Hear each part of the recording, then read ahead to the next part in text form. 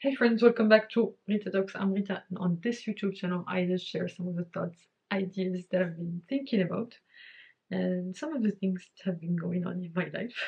So, today has started out in quite an interesting way.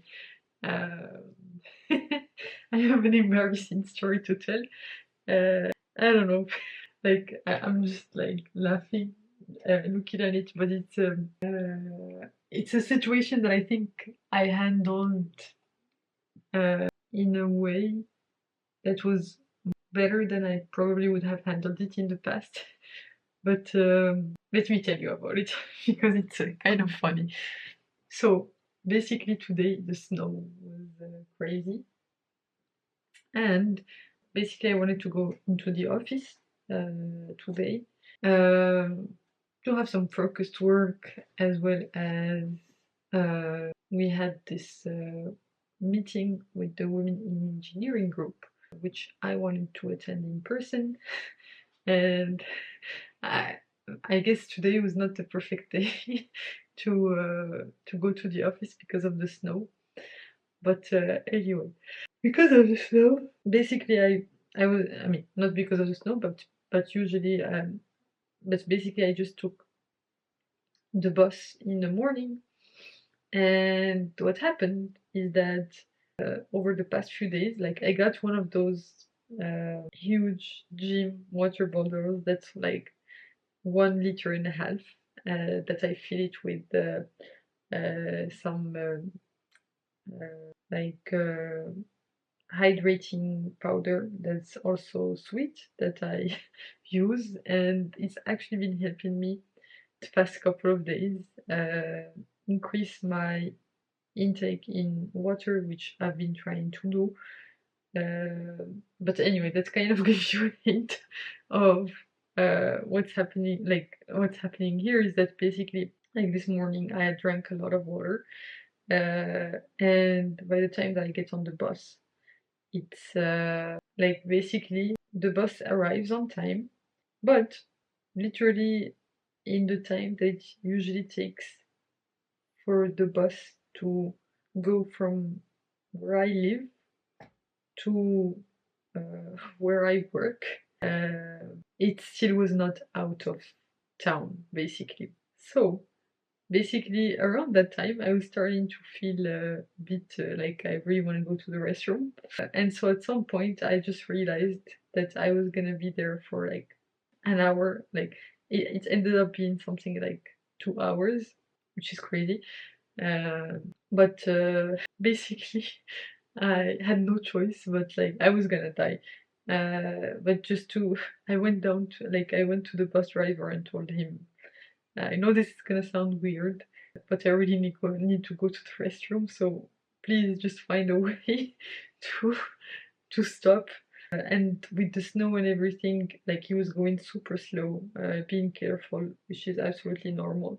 But also with the snow, he couldn't see whether he, like, basically, like he wanted to stop in some places, but he couldn't see if he would actually be able to get out. Like if he parked in a place, because the bus is huge, he would need a way to get out. And so basically, the first attempt, uh, literally, he saw this plot, and as he was getting into it, he's like, "Oh shit, we might get stuck here." And so basically, he struggled to like everyone started panicking in the bus, but basically he struggled to get it out, and thank God we did not get stuck.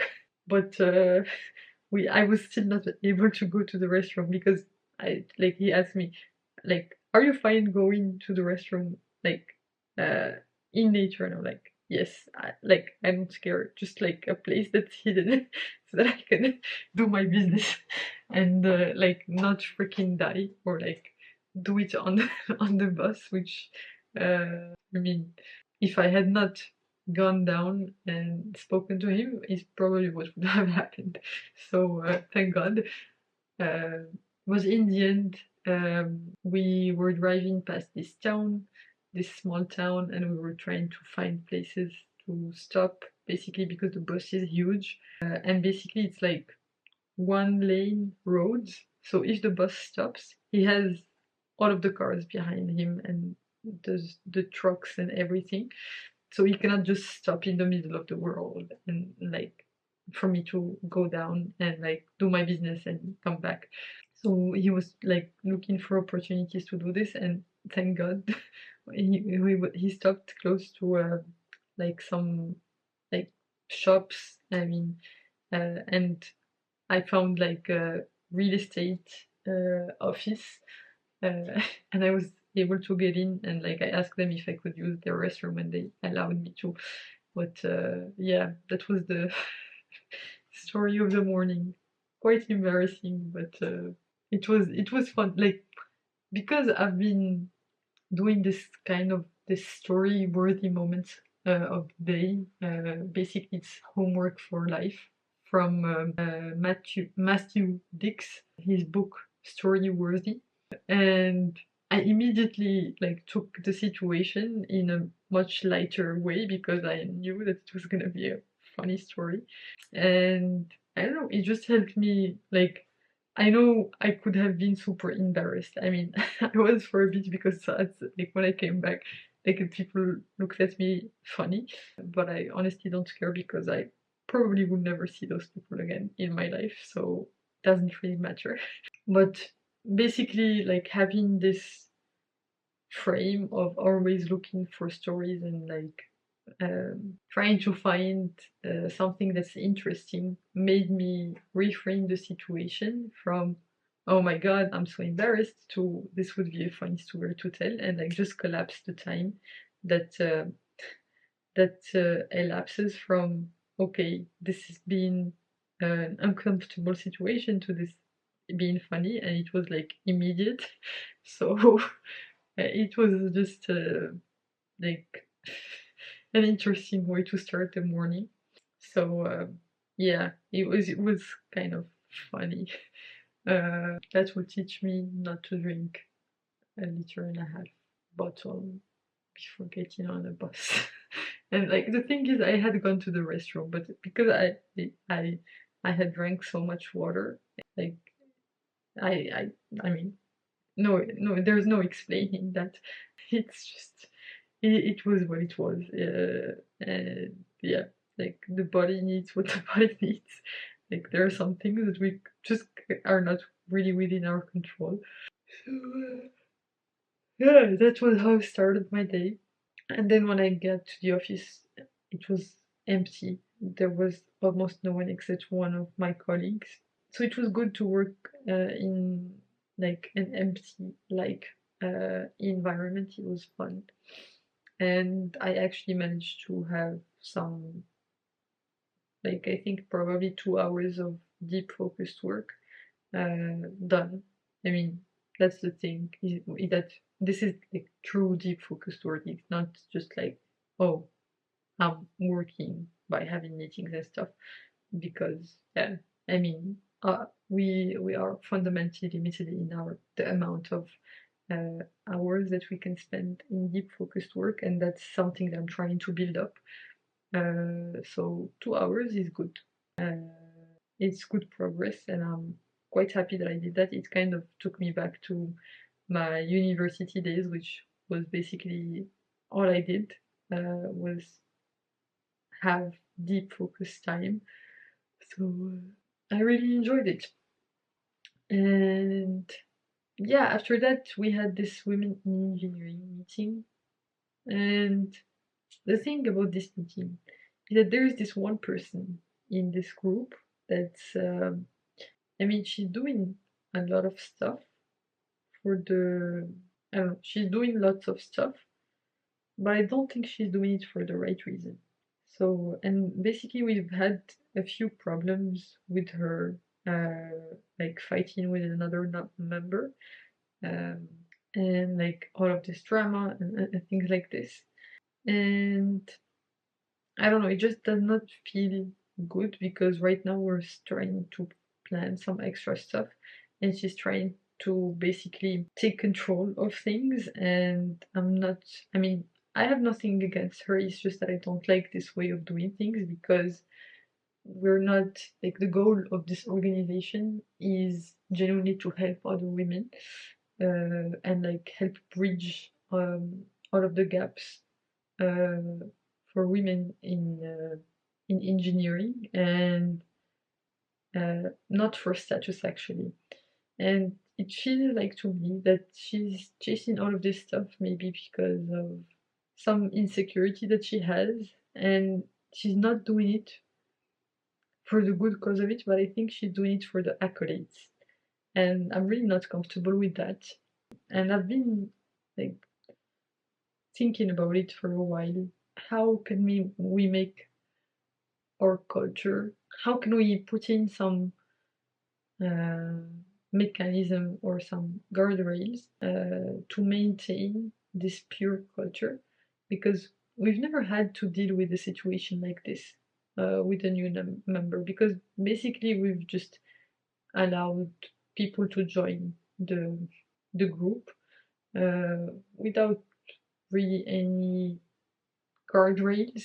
And I think we need to be a bit more selective in choosing who we let in, just to protect the culture, because basically one person can really affect negatively a group that's been doing lots of good. And it's really hard to undo like the damage that one person can do. And it's really hard to quantify also.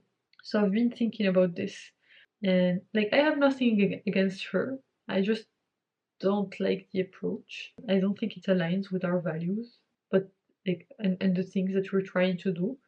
But the problem is that our values are not explicitly defined, but they're more of something like more of a vibes thing. Like, does this person feel like they're genuinely doing this to help, or are they doing it for the status, like whatever status might be associated with it? And it's a hard problem to solve, because it's really hard. Like, basically we're doing this as on a volunteer basis, but that means that we're trying to get as much help as we want, but also we don't want to get any sort of help, because that puts too much power into one person's hand to come and, break the culture. So I've been trying to figure out any books and find any books and read about it. Like this, how do you like systemize the culture in a way that, okay, the values that we try to pursue are assumed values, and we have not been explicit about them. And I think maybe now is the time, because we've been scaling and we have lots of new members and stuff like this. And often it's not like you cannot put words to it, but it's intuition that tells you this person feels a bit weird. And sometimes that intuition comes from the right place. Like sometimes the intuition is right and sometimes the intuition is wrong, because sometimes that intuition is driven by your biases. But it's still something to take into account, and to try to basically put words into and put like formalize and think about. So that's what I've been trying to figure out.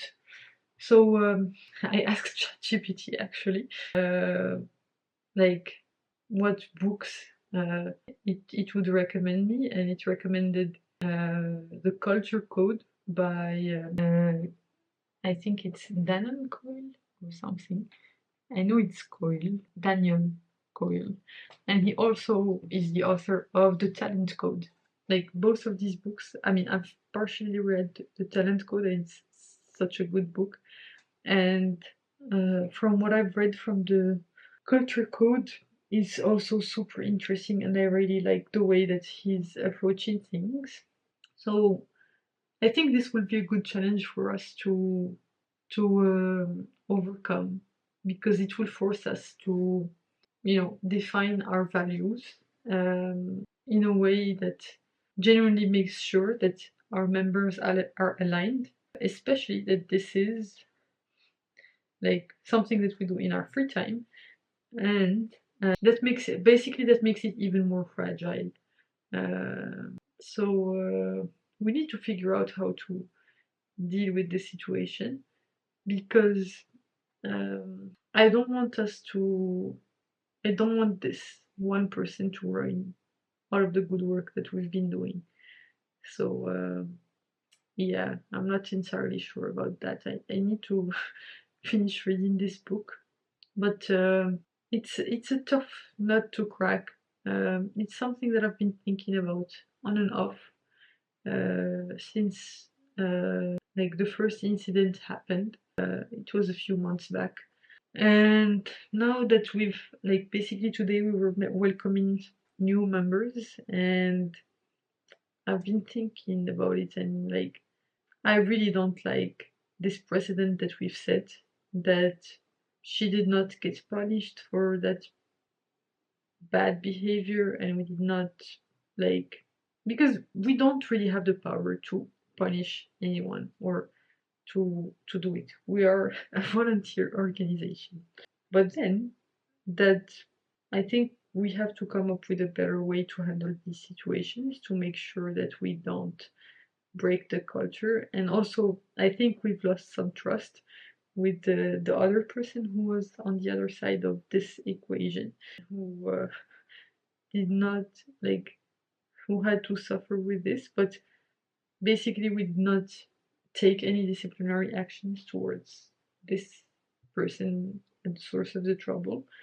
And because we don't have any authority to do it, so it's like really hard to put into words, and it's kind of frustrating. And I understand that we've lost some trust with the person who was on the other side of this. So it's something that I've been trying to figure out for a little while. So it's been quite interesting to try to learn about this. And basically, there was this like this thing that Daniel Coyle was talking about in his book, The Talent Code, is that one bad apple can have a terrible, like, can reduce the performance of a group for like by 30 to 40%, which is insane.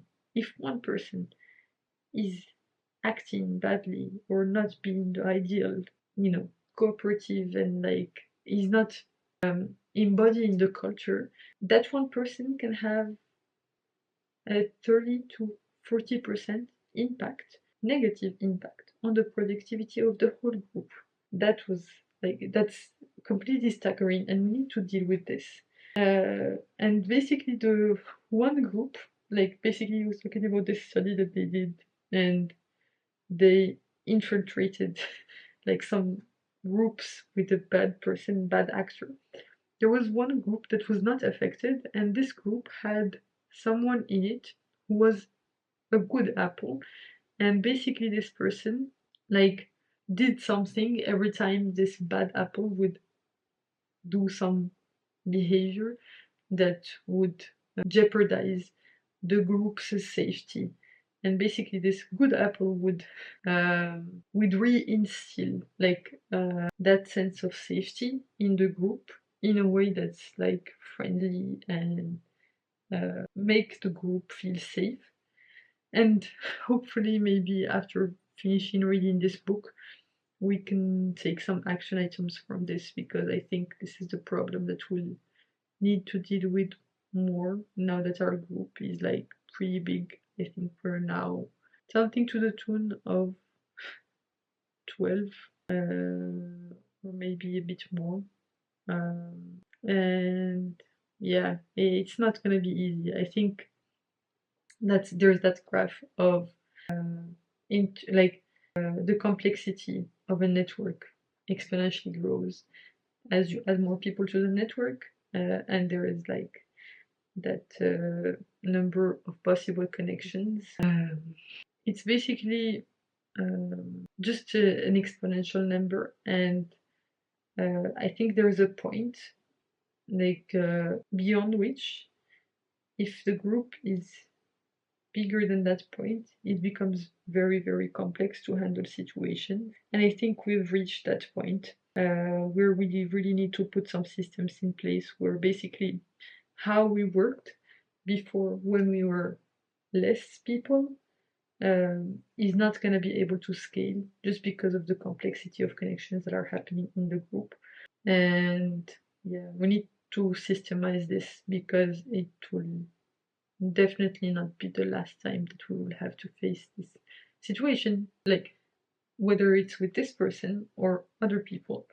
But especially that we have not taken any disciplinary action towards this person. So yeah, it's a problem that has been like I was thinking about it the whole afternoon, trying to figure out how we could maybe solve it because it would be such a shame that one person affects our group.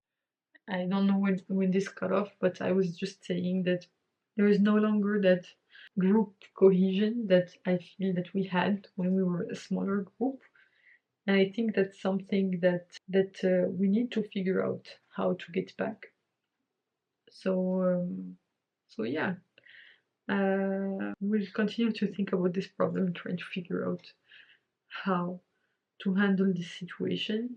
I think I need to read a lot more books about this topic because I think this is gonna be a recurring thing, like throughout my career, how to handle situations of conflict and how to basically make sure that the people that you let in are not gonna negatively impact you. And actually, when I was thinking about this, it reminded me of this concept that basically Dan Sullivan talks about, which is always be the buyer. So, regardless of whether you're actually saying something, like let's say you're selling coaching services, you can be the buyer by selecting who you sell coaching services to. So, an application process for people to be coached by you, and then you decide who you want to work with. And I think we should have something similar for this volunteering opportunities because now it's getting quite big that a lot of people want to participate, but we don't want any sort of person to participate. We want a specific mindset, and we want these people to be doing it for the right reasons. So it's not just about having hands on deck, it's about having the right hands on deck and not trying to have too many hands on deck because like basically keep staying lean enough that we're able to collaborate better. So yeah, some of the stuff that I've been thinking about today. But I really like this idea of always be the buyer and basically choosing what you say no to. And it goes back to this idea of essentialism. You can choose the things that you purposefully say no to because if you say yes to everything, you won't end up doing anything. So yeah, that's some of the stuff that's on my mind right now. Anyway, thanks a lot for tuning in today. I'm gonna go to sleep very soon. You can click here to watch my previous video on this channel, so the one right before this one, or you can click here to watch my latest video on the channel overall. Thanks a lot for tuning in. I hope you have a fantastic rest of day, night, whichever time of day it is, where you are right now. Bye for now, and I will hopefully see you in the next one. Bye bye.